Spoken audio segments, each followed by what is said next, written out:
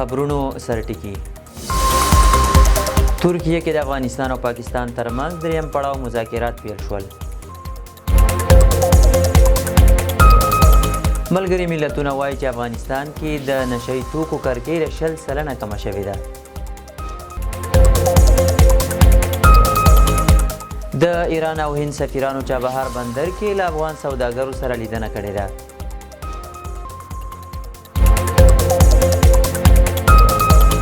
آسیا بانک د افغانستان روغتونونو لپاره $270 میلیون ځانګړي کړل. سعودي عربستان او امریکا کیلیفورنیا کې ګډ پوځي تمرینات پیل کړل. او سم بشپړ خبرونه. استانبول کې د افغانستان او پاکستان ترمنځ د خبرو دریم پړاو مذاکرات پیل شول. ټاکل شوي چې دواړه لوري به په دې ناسته کې د پخوانیو هوکړو د عملي کولو پر څرنګوالي او پاتې مسایلو بحث وکړي. د افغانستان د پلاوي مشري د استخباراتو عمومي رئیس عبدالحق وثیق او د پاکستاني پلاوي مشري د دغه هیواد د استخباراتي ادارې مشر عاصم ملک پر غاړه لري. د معلوماتو له مخې که څه هم دوهم پړاو په خبرو کې د اوربند پر دوام موقتي هوکړه شوې وه، خو دا ځل به بحثونه د هغې د عملي کېدو د کرښې امنیت او د ترهګرو ډلو د فعالیتونو پر مهار متمرکز وي. پاکستان له افغانستان څخه غواړي چې د وسلوالو ډلو په ځانګړي ډول د تحریک طالبان پاکستان پر وړاندې اقدام وکړي، خو د طالبانو حکومت دا موضوع د پاکستان کورنۍ مسئله بولي. همداراز د طالبانو حکومت بیا د افغانستان د هوایي حریم د نقض د نه تکرار غوښتنه کوي. د نشهیي توکو او جرمونو پر وړاندې د ملګرو ملتونو دفتر اعلان کړی چې په افغانستان کې په 2015 کال کې د کوکنارو کرکیله د تیر کال پرتله 60% راکمه شوې ده.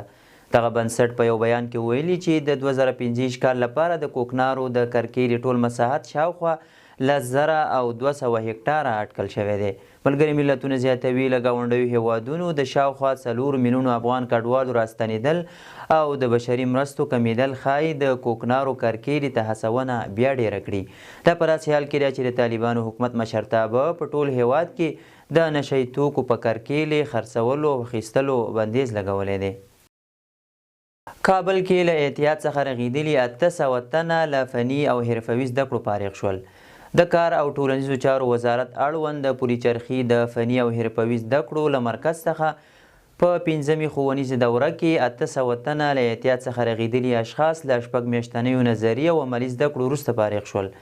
دغه وګړو ته په خیاطۍ، برېښنا، بوټ ګنډلو، بیګ ګنډلو او د کورنیو برېښنایي وسایلو ترمیم په حرفو کې عملي زده کړې ورکړل شوي دي. د کار او ټولنیزو چارو وزارت د کار چارو معین مولوي محمد زاید احمدي د مراسمو ته ویلي چې هڅه کوي معتادین له نشو راوګرځوي او د دې سربیره یې د یو ماهر کارګر په توګه ټولنې ته وروپېژني. د معلوماتو له مخې د هیواد په کچه تر دې مهاله نږدې 9,000 له احتیاط څخه رغېدلي وګړي له بېلابېلو عملي زده کړو فارغ شوي او د خپلو کسبونو له لارې کورنۍ ته حلاله نفقه ګټي.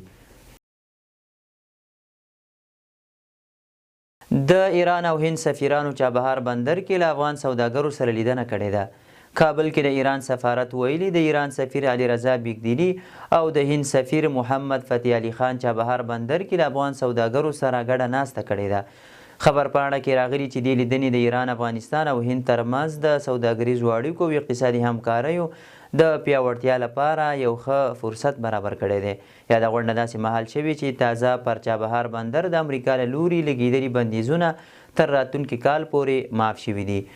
په ورته مهال د افغانستان صنعت او سوداګرۍ وزارت ویلي هڅه کوي د پاکستان پر ځای د افغانستان تولیداتو او محصولاتو د صادرولو لپاره بدیلې لارې پیدا کړي.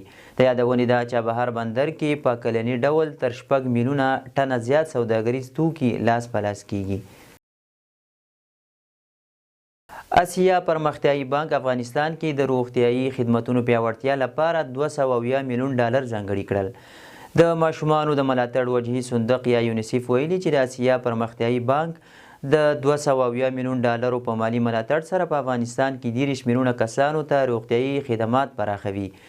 یاد بنسټ ویلي چې دغه روغتیایي خدمتونه به په 18 ولایتونو کې د 1,300 روغتیایي مرکزونو له لارې وړاندې شي. د یونیسیف په وینا دغه ملاتړ په واسطه به د میندو د ماشومانو د روغتیا او تغذیې د واکسینو تطبیق، رواني ټولنیز ملاتړ، د ساري او غیر ساري ناروغیو درملنه او د بیړنۍ پاملرنې روغتیايي خدمتونو وړاندې کول دوام پیدا کړي.